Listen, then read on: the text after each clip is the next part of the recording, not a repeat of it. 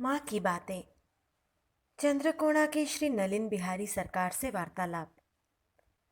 ध्यान जप की बात उठाने पर माँ ने कहा, ध्यान जप का एक नियमित समय रखना बहुत आवश्यक है, क्योंकि कब अनुकूल क्षण आएगा कहा नहीं जा सकता। अचानक वह समय कब उपस्थित होगा भनक भी नहीं लगेगी। इसलिए कितनी भी झंझट क्यों न हो, नियम पालन करना बहुत ज़रूरी है। मैं काम की झंझट या बीमारी आदि सभी लगी रहती है, इसलिए सब समय नियम का पालन करना संभव नहीं होता। माँ, अस्वस्थ होने पर तो कोई चारा नहीं, और बहुत अधिक ही यदि काम की झंझट हो तो स्मरण करके प्रणाम करने से ही होता है। मैं, किस समय जब ध्यान करना चाहिए? माँ, संधि क्षण में ही उनको पुकारना उत्तम है। रात ढल रही है, दिन निकल रहा है, अथवा दिन बीत रहा है, रात आ रही है, यही हुआ संधि क्षण। इस समय मन पवित्र रहता है। मन की दुर्बलता के संबंध में पूछने पर माँ ने कहा, बेटा, यह प्रकृति का नियम है। जैसे अमावस्या पूर्णिमा है ना, वैसे ही मन कभी अच्छा तो कभी बुरा रहता है। माँ जब जयराम बाटी से बाग बाजार जाती तब मुझे बीच बीच में जयराम बाटी जाकर वहाँ का समाचार आदि लेते रहने को कह जाती।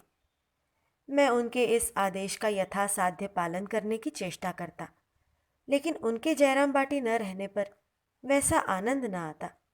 यह बात मैंने माँ को पत्र लिखकर बताई थी। माँ के जयराम बाटी लौटने पर बातचीत के बीच उन्होंने मुझसे कहा, महाराजिन क्या कह रही है सुनो। माँ इस बार कलकत्ता जाते समय महाराजिन को न हटाकर उसे बड़ी मामी की सहायता के लिए रख गई थी। ग्रीष्मकाल की बात है। महाराजिन माँ के कमरे में दरवाजे के सामने बरामदे में मसहरी लगाकर सोई थी। उसने स्वप्न में देखा, माँ एक हाथ में फूलों की डाली और दूसरे हाथ में पानी का घड़ा लेकर मानो स्नान करके लौटी हैं। आकर वे बोली, उठो उठो यहाँ से। यह कहकर दरवाजे के सामने सोने के लिए उन्हें डांट रही हैं। महाराजिन के स्वप्न की पूरी बात सुनकर माँ ने हंसते हुए कहा, सुनो तो बेटा, कौन जाने यह क्या कह रही है। एक दिन बातचीत में मैंने कहा, माँ, संसार में रहकर कोई काम नहीं होता। उसके उत्तर में उन्होंने कहा, बेटा, संसार महादलदल है, दलदल में फंसने से निकलना मुश्किल है। ब्रह्मा विष्णु सांसत में आ जाते हैं, फिर मनुष्य की क्या बिसात है। उनका नाम लेना, नाम लेते लेते वे ही एक दिन बंधन काट देंगे। उनके बिना काटे क्या कोई उपाय है बेटा? उनमें खूब विश्वास रखना। संसार में जैसे माँ बाप बच्चों के आश्रय स्थल हैं, वैसे ही ठाकुर को समझना। एक दिन भगवान के प्रति विश्वास के संबंध में बात उठने पर माँ ने कहा, बेटा, केवल पढ़ने से क्या विश्वास होता है? अधिक पढ़ने से व्यक्ति उलझन में पड़ जाता है। ठाकुर कहते थे, जगत मिथ्या, वे ही सत्य है। यही शास्त्र पढ़कर जान लेना होगा। यह मानो जैसे मैंने तुम्हें चिट्ठी लिखी कि तुम यह सामान लेते आना। उस पत्र की ज़रूरत कब तक है? जब तक उसमें क्या लिखा है तुम्हें नहीं मालूम। जैसे ही मालूम पड़ा, फिर उस पत्र की आवश्यकता क्या? वही सब सामान लेकर तो मुझसे मिलने आओगे, नहीं तो दिन रात पत्र पढ़ने से क्या फ़ायदा। एक दिन आवेग भरे स्वर में मैंने कहा, माँ, यहाँ जो इतना आना जाना करता हूँ, आपकी कृपा भी पाई, फिर भी कुछ नहीं हो रहा है। ऐसा क्यों? मुझे तो पता है मैं जैसा था वैसा ही हूँ। उसके उत्तर में माँ ने कहा, बेटा, यदि तुम एक चारपाई पर सो रहे हो और कोई तुम्हें चारपाई समेत कहीं अन्यत्र ले जाए, तो क्या तुम नींद टूटते ही समझ पाओगे कि तुम्हारी जगह बदल गई है? नहीं, जब अच्छी तरह नींद की खुमारी कट जाएगी, तब समझ सकोगे कि कहीं अन्यत्र चले आए हो। एक बार बेलूड़ मठ का उत्सव देखने के लिए घर से रवाना होकर रास्ते में मेदिनीपुर में किसी कार्यवश उतरा। वहां से उस दिन रात में गाड़ी न पकड़ पाने के कारण अगले दिन जाना हुआ। संध्या के समय कलकत्ता पहुंचकर माँ का दर्शन किया। देखते ही माँ ने कहा, उत्सव देखा तो? नहीं माँ, उत्सव नहीं देख पाया, कहकर मैंने रास्ते की घटना कह सुनाई। यह सुनकर माँ ने कहा, चाहे जिस तरह से हो, पहले उद्देश्य पूरा कर लेना चाहिए। इसीलिए तो बेटा यह सब उत्सव आदि नहीं देख पाए।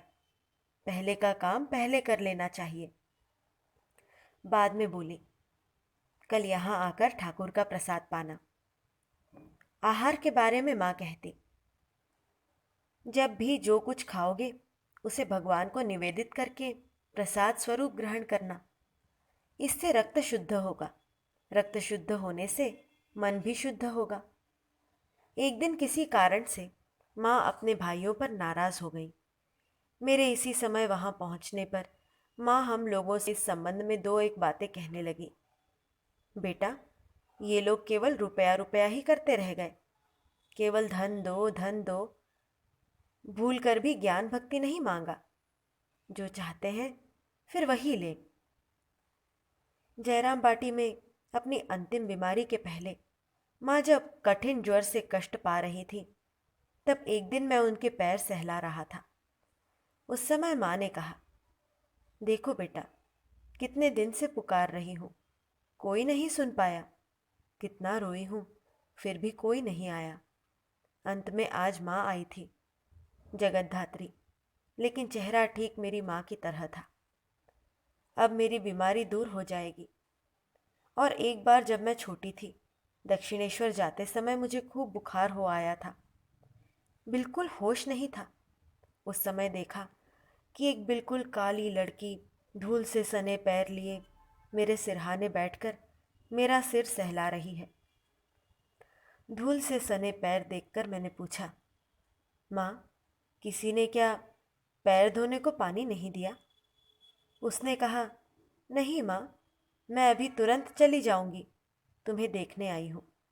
भय की बात क्या है, अच्छी हो जाओगी। उसके दूसरे दिन से मैं धीरे धीरे स्वस्थ हो गई। इस बार बेटा बहुत कष्ट दिया है।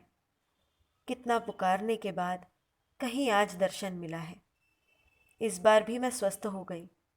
भय की क्या बात है बेटा, उन्हें खूब पुकारने से ही सब परिस्थितियों में वे आकर रक्षा करेंगे।